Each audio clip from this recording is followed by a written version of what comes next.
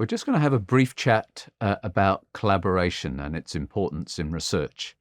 Now, most research is not a singular exercise. By that, I mean it's not work that's conducted by an individual, but it's usually conducted by teams of people who bring different skills to the research question. So that's collaboration. And to me, collaboration is actually about building relationships and even friendships. And those are friendships within your institution. But for many of us, we enjoy developing those friendships and collaborations across institutions or even across countries or even continents. And I'm very grateful to be joined by Trevor Duke. Welcome, Trevor. Yeah, thanks. And Trevor is a wonderful person to be asking questions about collaboration because he's collaborated in his research throughout the world. So, Trevor, what does collaboration mean to you? How important is it in terms of the research that you've done in the past?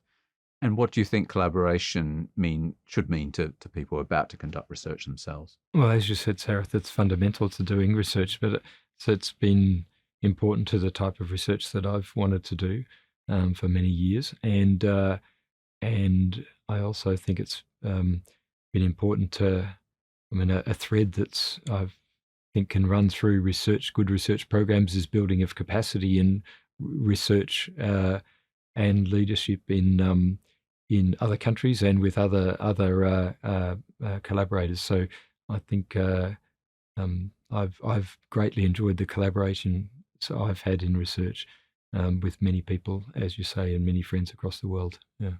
Could you give me an example where your research was dependent on that collaboration that would not have been successful without that collaboration? I think most of the research I've done has been very dependent on collaboration and the work of other people, and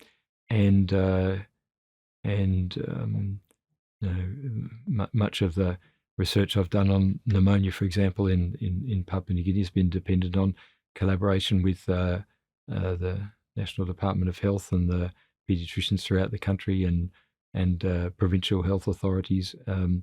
Without that, then the research would hardly mean anything. It would be simply a paper rather than something that's meaningful to people in a health service that can help inform and improve their health service. So it's not just about the completion of research. It's about the potential value of research, even while it's being done and long after, hopefully. Yeah. For many people who are just embarking on their own research journeys, it can be quite daunting, the thought of collaboration, because they may not know who to collaborate with, or they may not have those links themselves. So any advice for the younger researcher on how to sort of embed collaboration within their research project?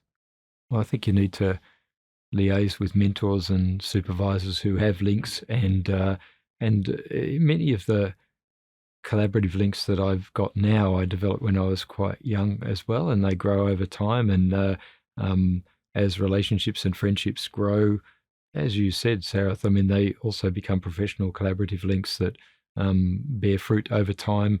I've seen over the last 20 years the development of people and civil society connections and professional connections between paediatricians and other clinicians and researchers around our region. And I've seen the development of services that is quite remarkable, I think, in the Pacific and the Asian region, and I think we can't lose those professional and civil society connections. We're the worse for it if we do. So, yeah. Well, I think that's a great point. Thank you very much for joining us and helping us discuss collaboration, Trevor. Oh, thanks for having me, Sarah. Yeah. And thank you, Apala audience, for listening. And we're hoping that through Apala that you'll increase your own networks and perhaps opportunities to collaborate with partners around the world.